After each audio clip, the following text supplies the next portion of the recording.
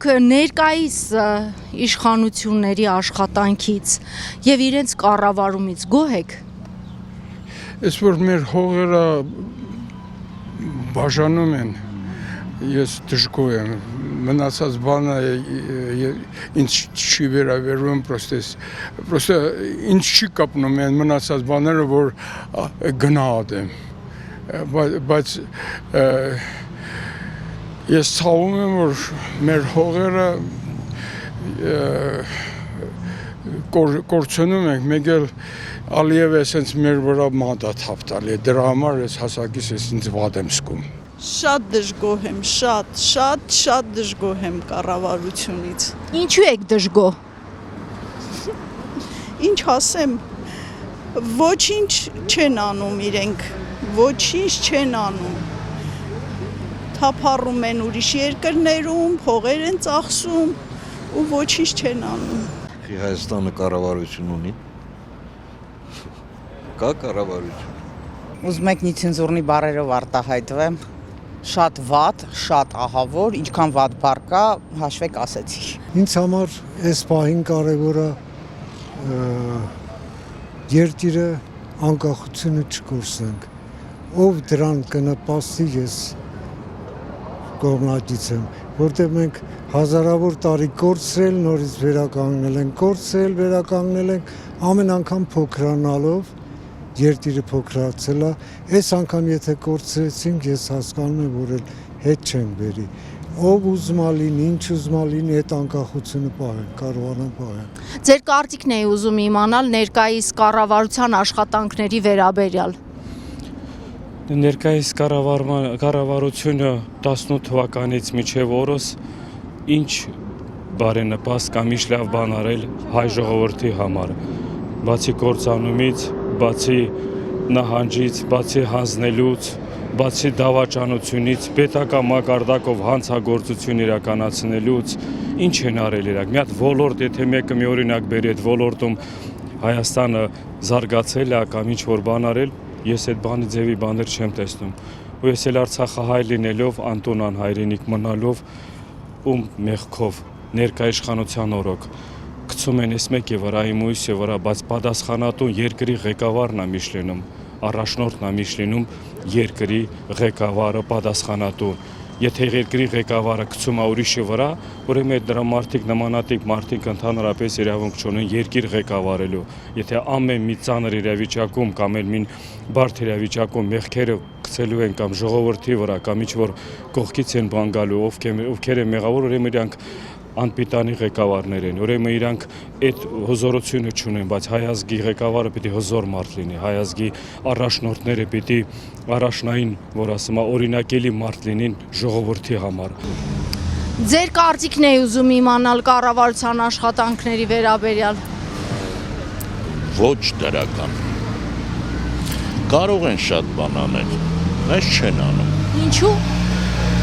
Ինչու կամ մասնագիտական կամ փորձ չունենալու դա պատճառը կամ չգիտեմ չեմ անում պահանջնակիչ, այսինքն են գիտեք ինչ ավելի շատ դիկտատուրայի տարբերակով պետք է լինի։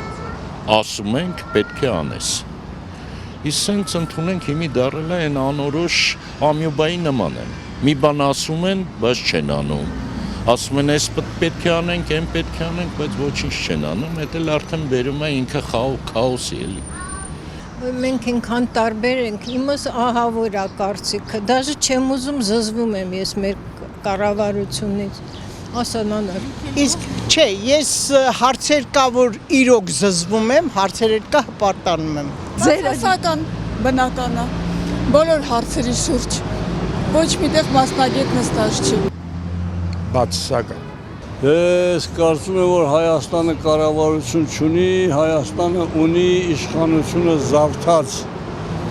կոլաբորանտների խմբակ, որոնք ամեն կերպ մեր երկրում անցկացնում են թշնամիների ծրագիրները։ Այս է իմ կարծիքը, եւ այդ նույն կոլաբորանտներն էլ, այդ թշնամիներն էլ պահում են իշխանության վրա։ Սրանք այն օրն էլ իրան զիբիլի տեղ դրած ասում է դուք նախկիններին ասում է դուք ուզուրպատորներ եք, ձեզ ուրիշն ա բերել, կարծես մենք չգիտենք Իրանով ա բերել։ Նույն տեղից եք ծնվել էլի նույն երկրի բաներն եք, շպիոններն եք։ Էսա չէ, Հայաստանի վիճակը վատ է։ Ժողովուրդը որ իրան չհավաքի, հաջորդ քայլը Զանգեզուրի միջանցքն ու պետության լուծարումը։ Թուրք-ռուսական պլան,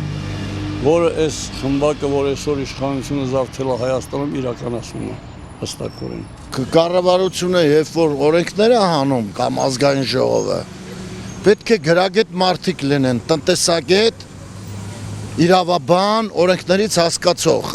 գրագետ լինեն, ոնց որ բանի Բոշիմայլի բազարն լինի։ Ինչ ուզում են քնում ելնում են իրանց խելք ինչ բրտի օրենք է ստեղծում։ Առանց հաշվարկելու տնտեսության վիճակը,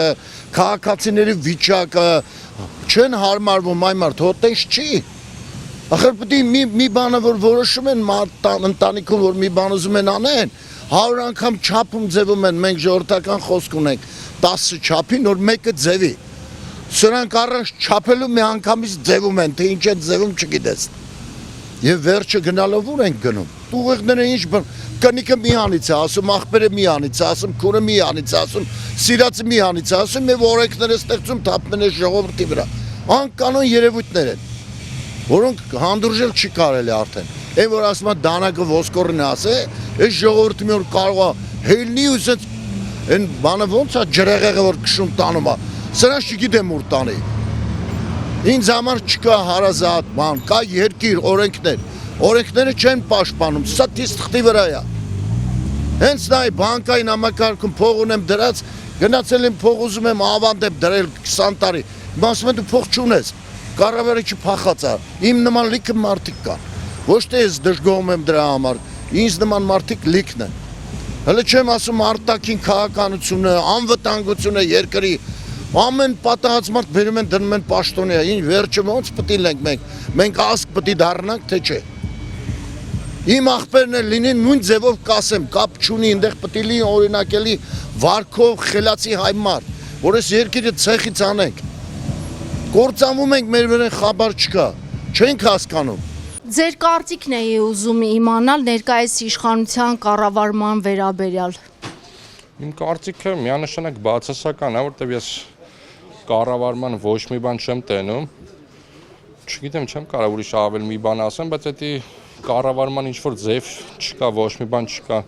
Ժամանակը ցույց տվեց, որ մենք մենակ դեպի հետն ենք գնում, առաջտացի ոչ մի բան չկա, ու ամեն ինչը փաստերով էլ կա։ Հիմա ես հաթաթ փաստարկներ չբերեմ։ Ինչ ունեինք ու ինչ մնաց, ու ապագան ուր է, ապագա вообще գոյություն չունի։ Այսքանը։ Թե ինչ ասեմ, մենք անա ձեռներս ենք մեր համար հələ որ այս տարվա սրից լավ բան չկա։ Հարկերը բարձրացել են։